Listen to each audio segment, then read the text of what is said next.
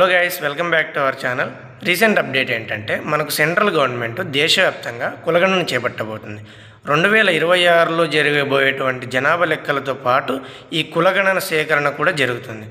అయితే మనకు 2021లో జరగాల్సి ఉంది ప్రీవియస్గా జనాభా లెక్కలు. అప్పుడు కరోనా కారణంగా 3 years లేట్ అయిపోయింది. అయితే 2024లో కండక్ట్ చేయొచ్చు.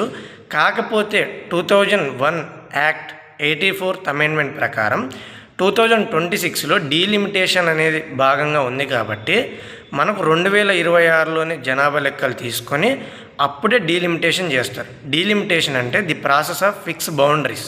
ఇక్కడ మీరు చూడొచ్చు. సో బౌండరీస్ ఫిక్స్ చేయడం అనమాట, అంటే నియోజకవర్గాల పునర్విభజన. ఫర్ ఎగ్జాంపుల్ ఏపీలో 175 సీట్స్ కాస్త 225 లేదా 200 సీట్స్ అవుతాయి. ఎంపీ సీట్లు 25 కాస్త 32-35 దాకా అవుతాయి.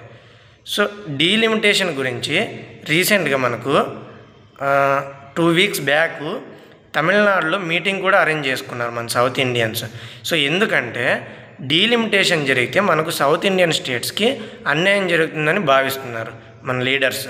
ఎందుకంటే నార్త్ ఇండియాతో పోలిస్తే సౌత్ ఇండియాలో జనాభా తక్కువ. ఈ జనాభా ఆధారంగా నియోజకవర్గాల పునర్విభజన అనేది జరుగుతుందన్నమాట. సో అలా చూసుకుంటే నార్త్ ఇండియాలో జనాభా ఎక్కువ ఉన్నారు, అంటే వాళ్ళకి ఎక్కువ సీట్స్ అలాట్ అవుతాయి, మనకు తక్కువ సీట్స్ అలాట్ అవుతాయి. అందుకని చెప్పేసి తమిళనాడు గవర్నమెంట్ స్టాలిన్ ఒక మీటింగ్ అరేంజ్ చేస్తే మన సౌత్ ఇండియన్ స్టేట్స్ సంబంధించి సీఎంస్ అండ్ అపోజిషన్ లీడర్స్ అందరూ కూడా అక్కడ మీట్ అవ్వడం జరిగింది. సో దీని గురించి డిస్కస్ చేసుకున్నారు. కేంద్రం కూడా మాకు డీలిమిటేషన్ చేయొద్దు, డీలిమిటేషన్ చేస్తే మాకు న్యాయం జరిగేటట్టు చూడండి అని చెప్పేసి చెప్పారు. సో దీని గురించి కేంద్రం కూడా ఆలోచిస్తుంది. సో ఇది ఫ్రెండ్స్.